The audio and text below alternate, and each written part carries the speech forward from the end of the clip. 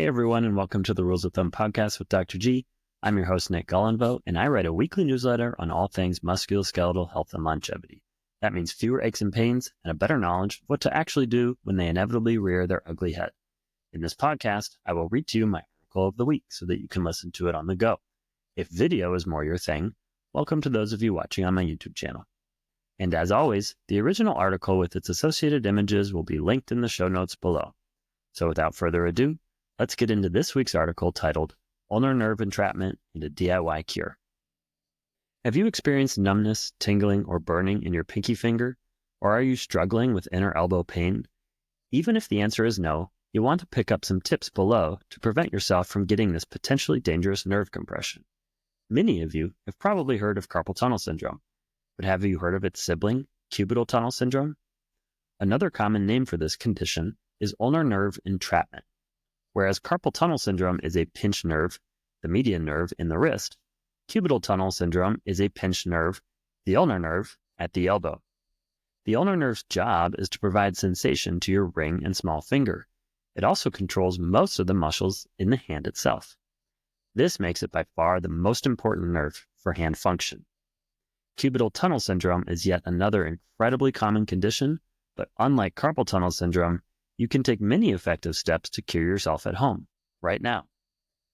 The key is this: stay straighter than 90 degrees. What? Stay with me for a moment. The ulnar nerve, the nerve that's pinched, is the only major structure that runs around the backside of your elbow. In fact, as we have evolved from four-legged creatures to animals that stand on two legs, the upper extremities have slowly rotated over time from legs into arms. Every other important structure in the arm eventually made its way to the front, but the ulnar nerve has, so far, been left behind. Also, have you ever hit your funny bone? That's a direct hit on your ulnar nerve around the inner backside of your elbow. So now you know where it is. This position of the nerve means that, based on pure physics, this nerve is tensioned and compressed when we bend our elbows past 90 degrees. A tensioned, compressed nerve is a nerve that cannot receive its delicate blood flow. Cue the elbow pain, the burning, numbness, tingling in your ring and small finger. Okay, here's a fun experiment you can do. Straighten your elbow, grab the loose skin on the back of your elbow, and wiggle it all around. No tension on this skin, but keep holding on to it and you bend your elbow all the way. Now that skin is tight. Remember, your ulnar nerve is right under that skin and it's doing the same thing. Extreme tension and compression when bent past 90 degrees, and thus no blood flow to the nerve, which brings me back to my first point. Stay straighter than 90 degrees. This means that as you go about your day, you need to pay really close attention to keeping your elbow from bending past a position of 90 degrees for prolonged periods of time. This is easier said than done for many in today's economy. Desk jobs involve a lot of typing, a position that puts our arm at 90 degrees of elbow flexion for hours at a time, which then suffocates the ulnar nerve, and cubital tunnel syndrome ensues. This applies to so many activities in our modern lifestyle. Imagine the position of your elbows while you drive, type, text, scroll, eat, read a book, curl up to watch TV, curl up to sleep, and on and on. Before you know it, you've spent 80% of your day in a flexed elbow position, and that poor ulnar nerve spent all that time without any meaningful nutrition or oxygen. Trust me, sooner or later, it will voice its displeasure. So here's your DIY strategy against cubital tunnel. Don't worry, this is not a condition where it's all or none. You don't have to quit your desk job or take weeks off of work. You simply need to be mindful of elbow position and take breaks to get those arms moving a bit. If your work requires a bent elbow for hours at a time, be sure you're taking a 10 to 15 second break every few minutes to let that elbow hang down at your side and straighten out.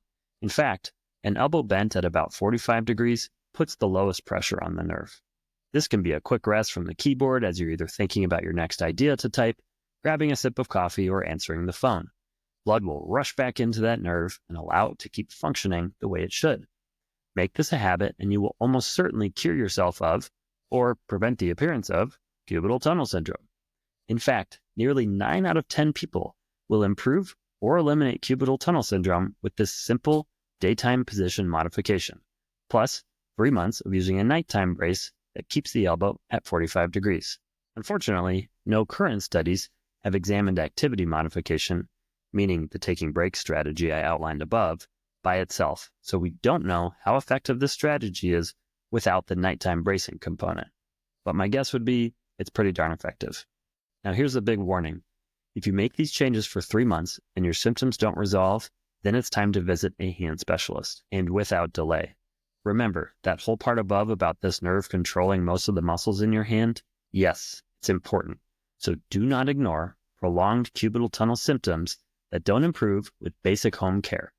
As with carpal tunnel syndrome, the compression often slowly worsens over time. Before you know it, you've passed the point of permanent nerve damage, which causes a debilitating hand weakness that not even surgery can fix. So some takeaways from today. Cubital tunnel symptoms reliably respond to changes in elbow positioning throughout the day. Avoid prolonged periods of elbow flexion in order to restore the blood flow to your nerve and alleviate your numbness, tingling, or pain.